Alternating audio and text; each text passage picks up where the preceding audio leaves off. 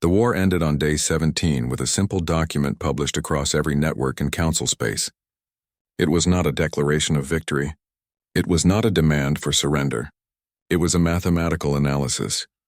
Human intelligence operatives released detailed reports showing exactly what had happened during the 17 days of conflict.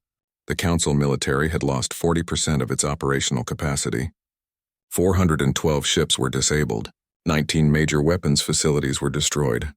Supply lines across 12 sectors were completely disrupted, and the human casualties were minimal. Fewer than 300 personnel killed, most in the minefield incident. But the numbers that truly mattered were different. Council species had suffered more casualties from their own internal conflicts than from human military action. Riots on 7 homeworlds, political assassinations, revolutionary movements. The young populations of many species had watched the recordings of Ambassador Vrex attacking Han Sol, and they had begun asking questions their governments could not answer. Why did we attack an unarmed diplomat? Why did we start this war? What were we trying to prove? Minister Yunji arrived at Station Meridian on day 19. She was Earth's foreign minister, a woman in her 60s with gray hair and sharp eyes that missed nothing. She brought with her a delegation of 12 people and a document outlining peace terms. The council had no choice but to accept her arrival. The peace talks took place in the same chamber where Han Sol had been attacked. The floor had been cleaned, but everyone could still see it happening in their minds. The council delegates sat in their seats, no longer proud or arrogant. They looked tired, defeated, uncertain of their future. Minister Unji stood at the center podium and began speaking. Her voice was calm but firm, the voice of someone who held all the power in the room and knew it. The terms are simple, she said. The Galactic Council will formally recognize human sovereignty over all current colonies and any future colonies established through proper protocols. Ambassador Vrex and High Chancellor Morth will face trial for their unprovoked attack on Ambassador Han Sol. All council species will participate in mandatory diplomatic training programs designed by human specialists. Several delegates began to protest, but Yunji raised one hand and they fell silent. These terms are not negotiable, she continued.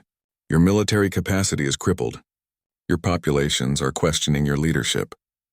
Your alliances are fracturing. You can accept these terms and begin rebuilding, or you can refuse and watch everything you built over thousands of years collapse completely. The choice is yours. One delegate, a being covered in bioluminescent patterns, spoke up. And if we agree to these terms, what guarantee do we have that humans will not simply conquer us later? You have shown us your strength. You have proven you can defeat us. Why should we trust you to honor this peace? It was a good question. Yunji had expected it. Because, she said, we do not want your worlds. We do not want your resources. We do not want to rule over you. We want something far more important. We want you to survive what is coming.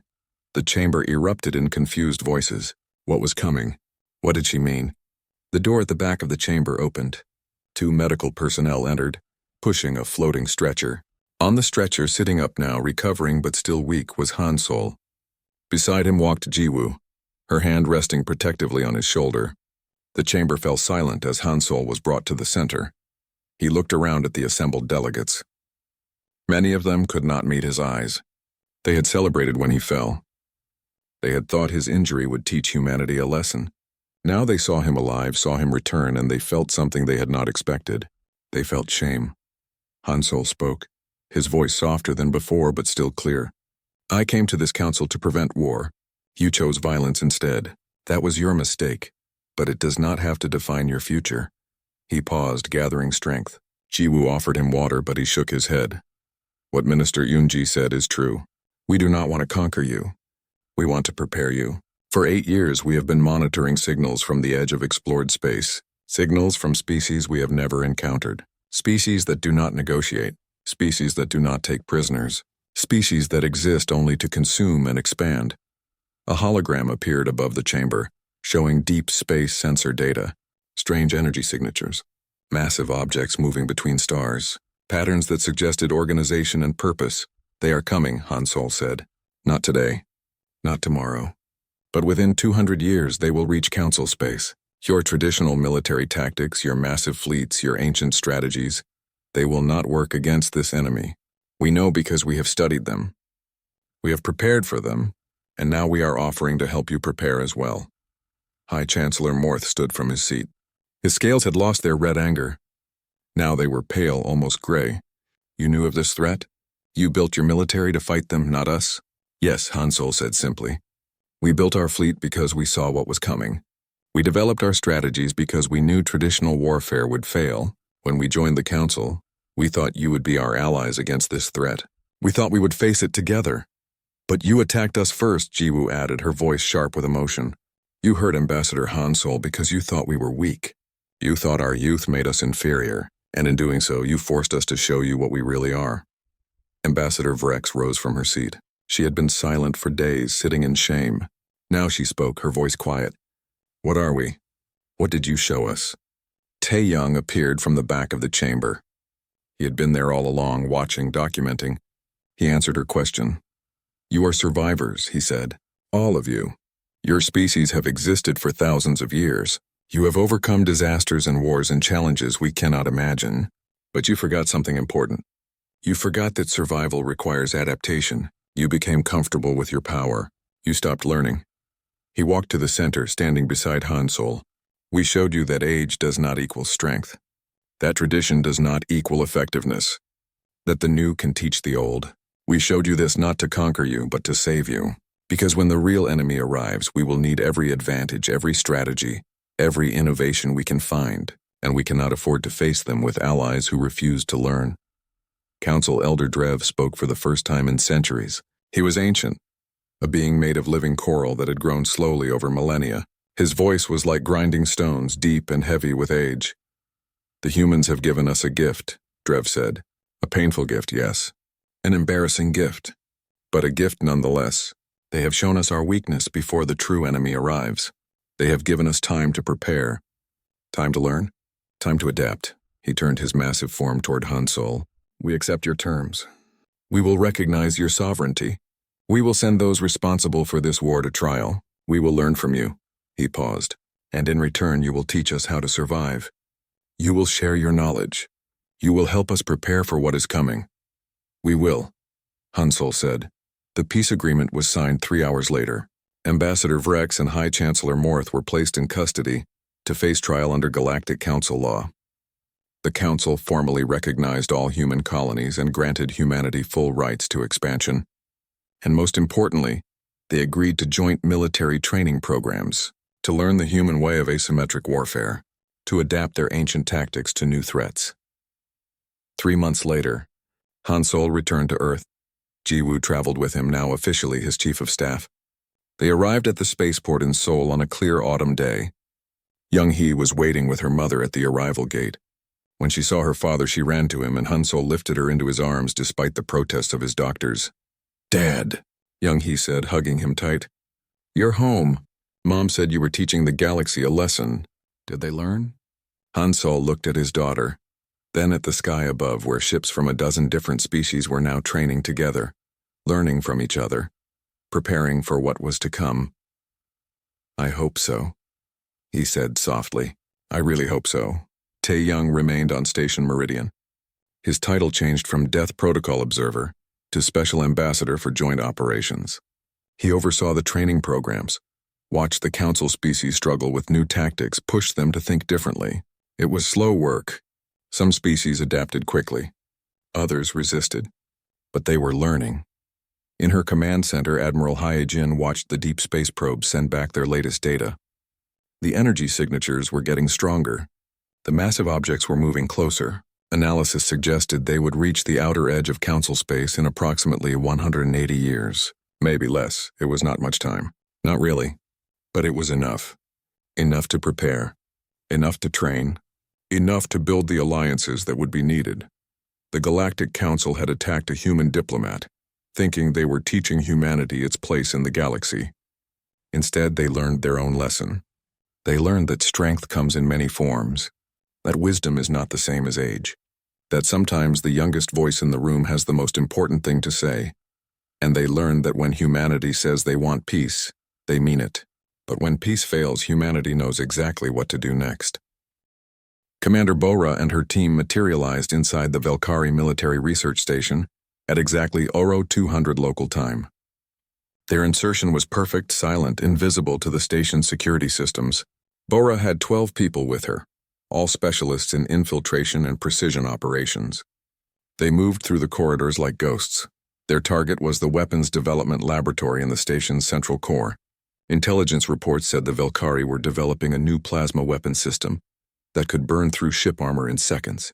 Bora's mission was simple: disable the research, destroy the prototypes, but do not hurt anyone. The team split into 3 groups. Bora led the first group to the main laboratory. They found 6 Velkari scientists working late, hunched over their equipment. Bora activated a neural suppressor, and all 6 scientists slumped over their workstations, unconscious but unharmed. They would wake up in a few hours with headaches, nothing more. While her team dismantled the weapon prototypes and corrupted the research data, Bora left something behind. It was a small card made of plastic, printed with simple words in Velkari script. Humanity was here. We could have killed you. We chose not to. At 11 other military installations across Council space, similar operations were happening. Human Special Forces teams struck at weapons factories, research stations, and supply depots. They disabled systems. They destroyed equipment. They erased data. But they did not kill anyone. Every team left the same calling card, the same message. Insu sat in a dark room filled with computer screens. His fingers moved across keyboards faster than most people could follow. He was a cyber warfare specialist, one of the best humanity had ever produced. His mission was to infiltrate Council communication networks and take control. It took him 6 hours to break through the first layer of security. The Council's systems were old but sophisticated, built over thousands of years. But they had weaknesses. They were designed to stop attacks from other Council species that thought like they did. They were not designed to stop someone like Insu, someone who approached problems from completely different angles. By hour 12, Insu had access to 70% of Council communication networks. By hour 18, he controlled their news broadcasts. At exactly 1000 station time, every screen in Council space went dark for 3 seconds. Then they all showed the same thing. The recording of Ambassador Vrex attacking Han Sol. The recording played on endless loop.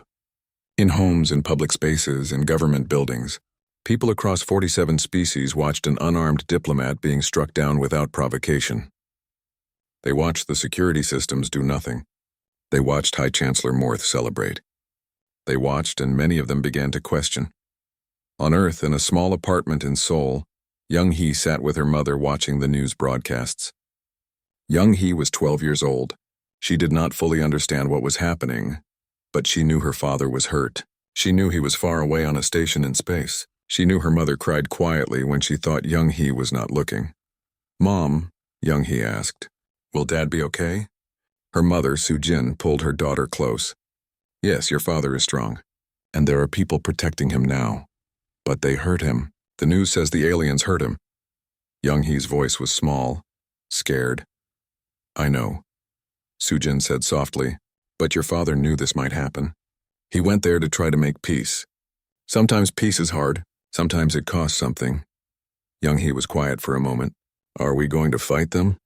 Soo-jin looked at her daughter and did not know how to answer. The news was showing things she did not fully understand.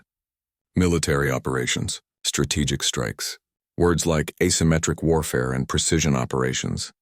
But she knew enough to know that humanity was responding, and the response was unlike anything the galaxy had seen before. "We are protecting ourselves," Soo-jin finally said, "and we are showing them that they made a mistake." The Greshkin High Command decided to send a message. They would not be intimidated by human tricks. They would show strength. Admiral Kresh assembled a fleet of 94 warships, including 3 of their largest battle cruisers. Their target was the human colony of New Busan, a settlement of 8,000 people on a small moon. The Greshkin fleet jumped into the system expecting resistance. They found nothing. The entire system was empty. Every ship was gone. Every orbital station was dark. The colony itself had been evacuated, but the humans had left something behind. The space around New Busan was filled with mines. Thousands of them, small and almost invisible, positioned with mathematical precision. The Greshkin fleet detected them too late.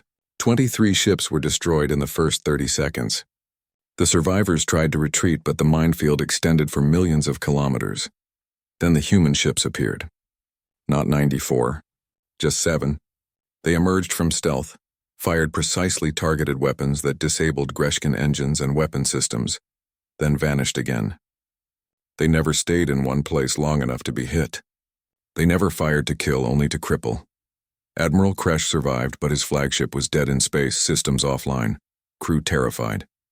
A communication came through, audio only, spoken in perfect Greshkin. "This is Captain Dayun of the human warship Soul's Pride. Your fleet is disabled but alive. We could have destroyed you completely. We chose not to. Consider carefully what happens next." The channel closed. The human ships disappeared. Kresh floated in the darkness, surrounded by the wreckage of his fleet, and understood for the first time what humans actually were. They were not warriors seeking glory. They were not conquerors seeking territory. They were something far more dangerous. They were survivors who had learned every possible way to win. On Station Meridian, High Chancellor Morth demanded another meeting with Tae Young. The human was not hard to find. He was standing in one of the observation decks, watching the ships outside, watching the trapped council delegates trying to understand what was happening. "Your people are not fighting honorably," Morth said, his voice full of anger. "You hide. You strike from shadows. You attack supply lines instead of facing us directly. This is cowardice." Tae Young turned to look at him. "No," he said simply. "This is how we fight. You think honor means standing in front of your enemy and exchanging fire until one side falls? We think honor means protecting our people and achieving our objectives with the least cost. You call this protection?" Morth gestured at the screens showing reports from across council space. "You are destroying our infrastructure. You are crippling our fleets. And we have killed fewer than 300 of your people," Tae Young said. "Most of those were from Admiral Kresh's fleet when they hit the minefield. We gave them warning. They ignored it." He stepped closer to Morth. "How many humans would you have killed if you had attacked New Busan? 8,000? All of them?" Morth said nothing. "You attacked Ambassador Hansol because you thought we were weak," Tae Young continued. "You thought our youth meant we had nothing to teach you. But we learned something you forgot a long time ago. We learned that war is not about who has the biggest fleet or the most powerful weapons. War is about will. It is about making your enemy understand that continuing to fight costs more than stopping." "And what do you want us to understand?" Morth asked. "That you made a mistake," Tae Young said. "A mistake that will cost you your military capacity, your political stability, and your reputation. We are dismantling everything you thought made you powerful. And we are doing it without becoming the monsters you thought we were." Morth left the observation deck without another word. Tae Young watched him go, then returned his gaze to the stars outside. The war was not over, but it would end soon.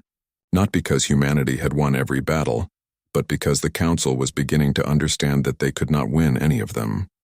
Admiral Hai-Jin received the activation order at 347 station time.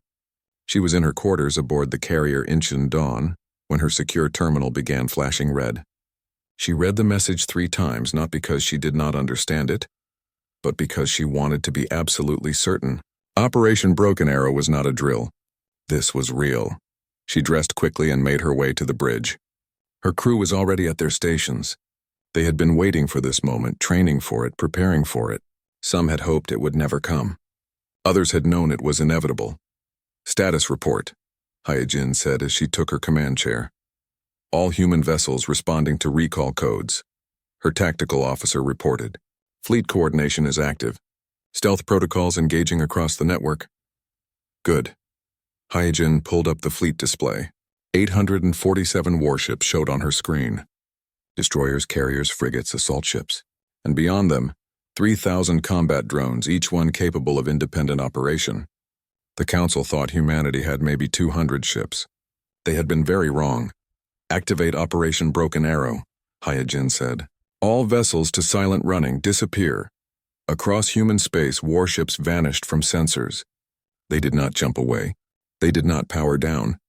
They simply became invisible, their stealth technology far more advanced than anything the Council possessed. Tracking stations lost contact. Diplomatic observers suddenly found their screens empty. In Council military headquarters, alarms began sounding. Young Ensign Myung-soo sat in the cockpit of a stealth reconnaissance ship called Shadow's Whisper. His vessel was so small that only 2 people could fit inside, and most of that space was occupied by sensor equipment. He had been observing the Valkyrie home fleet for 3 weeks now, watching their patterns, studying their movements. When Operation Broken Arrow activated, Myung-soo watched the Valkyrie fleet suddenly mobilize. Ships that had been in dock for maintenance were being rushed back into service. Crews were being recalled from leave. The Valkyrie thought humans would strike at their homeworld first. They were positioning their defenses accordingly. Myung-soo sent his observations back through encrypted channels. The Valkyrie were preparing for the wrong fight in the wrong place. It was exactly what the human strategists had predicted. In Fleet Command, Dr. Sungmin stood before a room full of officers and explained alien psychology. He was a xenobiologist, someone who studied how different species thought and behaved. He had spent 15 years learning everything he could about Council species. They are old, Dr. Sungmin said, pointing to a display showing Council military history. They have been fighting wars the same way for thousands of years. Big fleets meet in space. They shoot at each other until one side retreats or is destroyed. They bombard planets. They siege stations. It is predictable. It is traditional. It is what they know. He changed the display to show human military history. We are different. We are new to space, but we are not new to war. We have fought each other for our entire history. We learned to be creative. We learned to adapt. We learned that the smaller force can defeat the larger one if they are smarter. Admiral Hyejin nodded. The Council expects us to gather our fleet and attack their strongholds. They expect us to fight like they do. We will not do that. What will we do? A young captain asked. We will fight like humans, Hyejin said simply. Back on Station Meridian, Tae-young walked through the corridors with Ji-woo beside him. The Council delegates were beginning to understand that they were trapped. Several had tried to leave. Their ships had been politely but firmly turned back by the human warships surrounding the station. No one was being hurt. No shots were being fired. But the message was clear. No one was leaving. Ambassador Vrex was in her quarters when she tried to send a message to her fleet. She used a secure channel, one she thought the humans could not access. But when she activated her transmitter, nothing happened. She tried again. Still nothing. Her equipment was working perfectly, but her signal was not going anywhere. She left her quarters and tried to reach one of the station's communication centers. She found Tae-young waiting for her in the corridor. He was alone. No weapons, no guards, just standing there. How did you know I would come here? Vrex demanded. Because it is what I would do, Tae-young replied. You want to call for help. You want to warn your people. That is logical. But I cannot allow it. You cannot stop me, Vrex said, her voice full of anger. I am a Council ambassador. I have rights. You had rights, Tae-young corrected. You gave them up when you attacked Ambassador Hansol. Now you are something different. You are an example. Vrex tried to push past him. Tae-young did not move. He simply stood there, and somehow that was more frightening than any weapon. Vrex looked into his eyes and saw something that made her stop. It was not anger. It was not hate. It was cold calculation. The look of someone who had already decided what would happen next. What are you going to do to me? Vrex asked, and for the first time there was fear in her voice. Nothing, Tae-young said. I am not going to hurt you. I am not going to imprison you. I am going to let you watch. Watch what? Watch us prove that you were wrong. Wrong about humanity. Wrong about our strength. Wrong about everything. He gestured toward a nearby viewport. Your fleet is mobilizing. They think we will attack your homeworld. High Chancellor Morth's forces are gathering at their military stations. They think we will attack them too. Every Council species is preparing for an invasion that will never come. Then what will you do? Vrex asked. Tae-young's expression did not change. We will dismantle everything you built, not with destruction, with precision. We will show you that your mighty fleets and your ancient weapons mean nothing against an enemy that thinks differently than you do. He started walking away, then stopped and looked back at her. You wanted to show us we were inferior. Now you will watch us prove we are not. And Ambassador Vrex, you will have the best seat for the entire performance. In the Council Emergency Headquarters, High Chancellor Morth was receiving reports that made no sense. Human ships were not gathering. They were not forming attack formations. They were simply gone. Every tracking station in Council space had lost contact with human military vessels. How is this possible? Morth demanded. We have the best sensor technology in the galaxy. How can an entire fleet disappear? His intelligence chief, a being made mostly of crystalline structures, flickered with uncertainty. We do not know, High Chancellor. Either their stealth technology is far beyond our estimates, or they have withdrawn from Council space entirely. Withdrawn? Morth's scales darkened. After we expelled them? After we claimed their colonies? That makes no sense. They should be attacking us. Perhaps they know they cannot win, another advisor suggested. Perhaps they are retreating to their core worlds to defend what they have left. But deep in his mind, Morth felt something he had not felt in many years. It was doubt. And beneath the doubt, growing slowly like ice in his veins, was fear. In his secure room, Junho watched everything through his hidden cameras. He watched the Council scramble to find the human fleet. He watched their growing panic. He watched their certainty turn into confusion. And he smiled, not with joy but with grim satisfaction. The war had begun. But it was not the war the Council expected. It was something new, something they had never faced before. And Junho knew, watching from his shadows, that the Council had already lost. They just did not know it yet.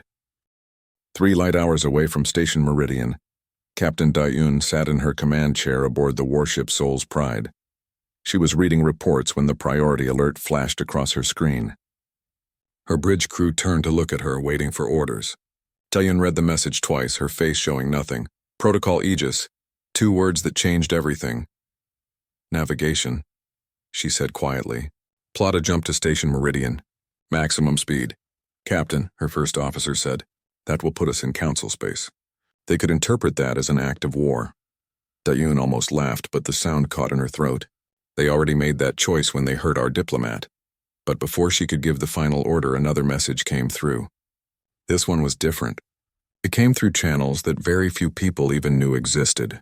The message was simple: stand down. Protocol Aegis is in effect. Do not approach the station. Wait for instructions. Dayun sat back in her chair. She trusted the people who sent that message.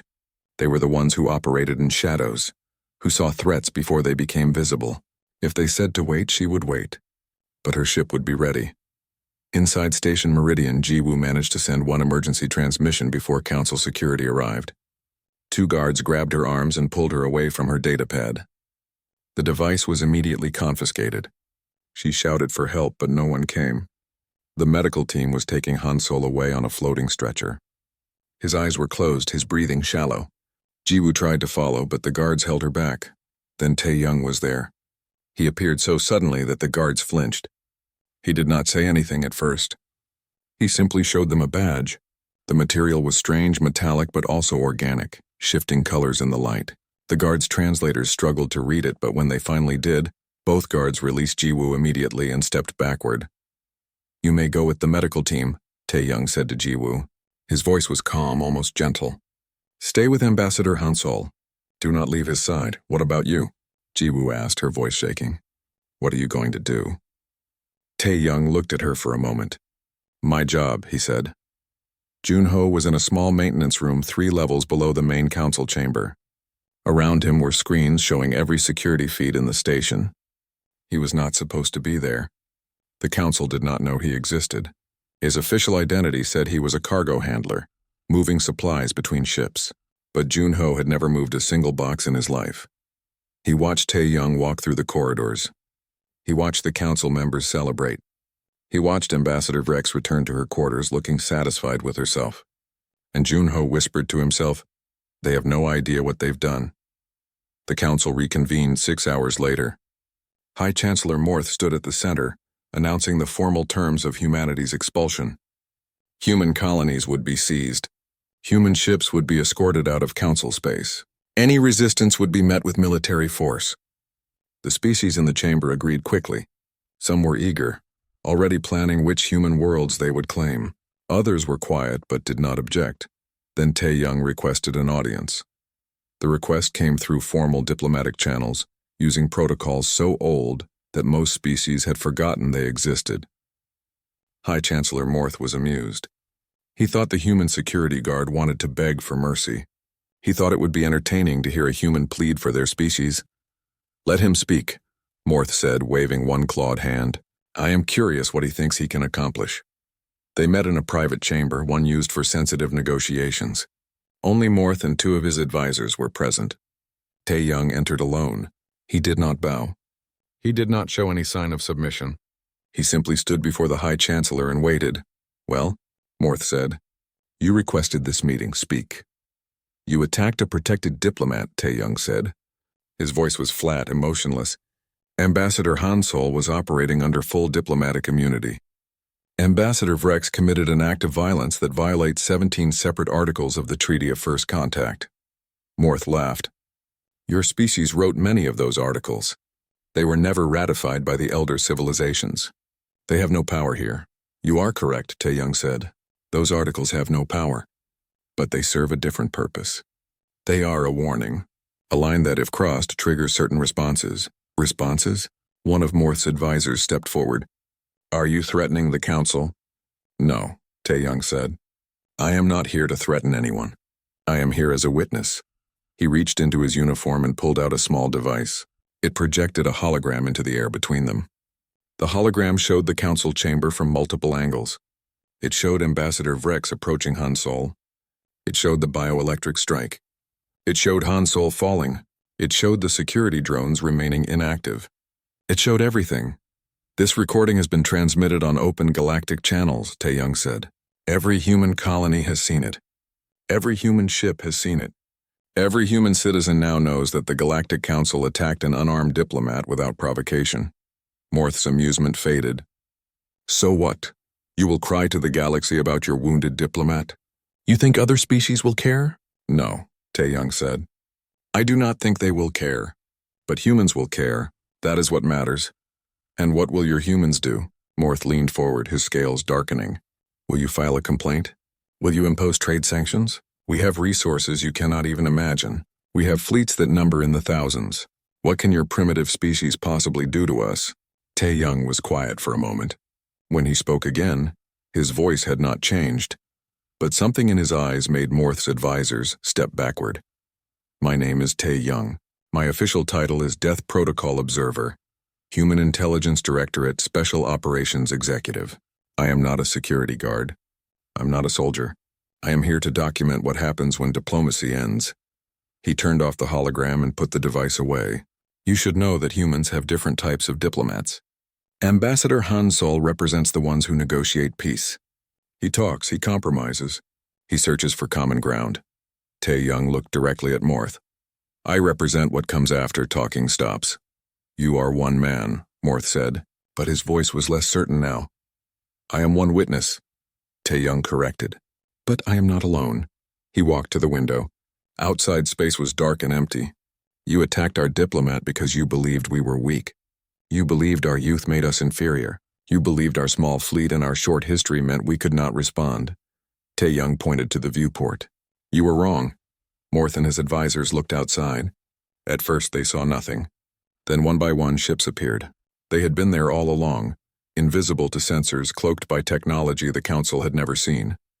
17 warships materialized around Station Meridian in perfect formation.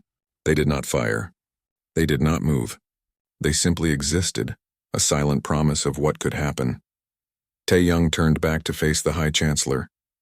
"Station Meridian is now under observation. No ship will leave without clearance. No communication will go out without approval. You wanted to teach humanity a lesson." He walked toward the door, then stopped and looked back. "Now it is our turn to teach." The Council chamber was a massive dome of crystal and metal, floating in the vacuum of space. Through the transparent ceiling, 1,000 stars watched the gathering below. 47 species had sent their representatives to Station Meridian for the Centennial Peace Accords. The air was thick with the smell of different atmospheres mixing together, creating a strange combination that made humans slightly dizzy. Hansol stood at the center podium, his dark suit pressed perfectly, his hands folded behind his back. He had been a soldier once many years ago. Now he was a diplomat, and he knew that words could be more powerful than weapons. Behind him stood Ji-woo, a young woman with sharp eyes and a datapad in her hands. She had learned 23 alien languages in 5 years. Some said she was the best translator humanity had ever produced. Near the entrance, almost invisible against the wall, stood Tae-young. He wore a simple gray uniform with no decorations. Most of the aliens had not noticed him at all. That was how he preferred it. Han Sol was speaking about the human colonies in the outer sectors. 3 new worlds, each one approved by the proper channels, each one following every rule in the treaty documents. But the council members were not interested in rules today. They shifted in their seats. Some made clicking sounds with their mouths. Others released pheromones that their translators changed into words of disgust. Ambassador Vrex rose from her seat. She was tall, covered in dark chitin that reflected the starlight. Her species, the Velkari, had been traveling the stars for 12,000 years. Humans had been in space for barely 200. To her, humans were children playing with dangerous toys. Enough of this nonsense, Vrex said, her voice sharp and cutting. The human colonies are illegal. They spread across space like a disease. They breed without control. They take resources that belong to civilizations far older and far more deserving than theirs. Jiwoo tensed, but Han Sol raised one hand slightly. Stay calm, the gesture said. He had expected this. They had prepared for this. Ambassador Vrex, Han Sol said, his voice steady and calm. The Treaty of First Contact clearly states that any species with faster-than-light capability may establish colonies in unclaimed sectors. We followed every protocol. We registered every claim. We waited the required observation periods. You hide behind words, another voice called out. This was High Chancellor Morth, leader of the Greshkan people. His scales were deep red, a sign of anger in his species. You use our own laws against us like weapons. This is not honorable behavior. Han Sol felt something cold settle in his chest. He recognized that tone. He had heard it before in war rooms and battlefields. It was the sound of someone who had already decided to act and was now looking for an excuse. We use the law because we respect it, Han Sol replied. We came to this council in peace. We have followed every rule you gave us. If the law is now a weapon, it is only because you see it that way. The chamber erupted. Dozens of species shouted at once, their translators creating a wall of noise. Some banged their appendages on their seats. Others released clouds of chemical signals that made the air shimmer. Han Sol stood still, waiting for the chaos to fade. But it did not fade. Instead, it grew worse. Rex came down from her seat. She moved quickly, her 8 legs carrying her across the chamber floor toward the human podium. Her eyes, all 12 of them, were focused on Han Sol with an intensity that made Jiwoo step backward. You dare lecture us about honor? Vrex hissed. You who come from a world that nearly destroyed itself with nuclear fire? You who have spent your entire history killing each other over invisible lines on maps? You are nothing. You are insects pretending to be civilized. Han Sol kept his face neutral. He had been insulted before. Words could not hurt him. But Vrex was not finished. She raised one of her forward limbs and the tip began to glow with blue-white light. Bioelectric energy crackled along her chitin. Ambassador Vrex, Han Sol said quietly, what you are about to do is a violation of diplomatic protocol. It will have consequences. Consequences?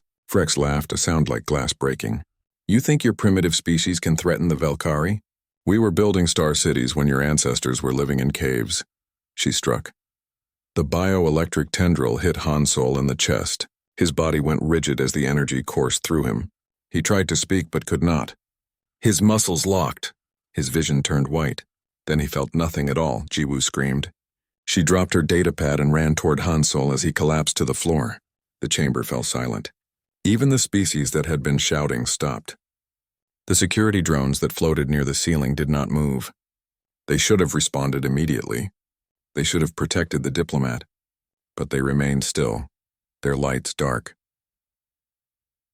High Chancellor Morth stood at his seat and looked down at Han Sol's unconscious body. He did not look sorry. He did not call for medical help. Instead, he raised his arms and addressed the chamber.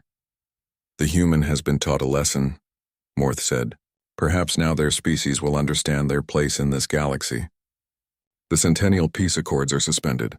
Human colonies in contested sectors are hereby declared forfeit. All human vessels have 24 hours to leave Council space. Some species cheered. Others remained silent, but they did not object. Jiwoo knelt beside Han Sol, tears streaming down her face. Medical scanners in her datapad showed critical damage to his nervous system.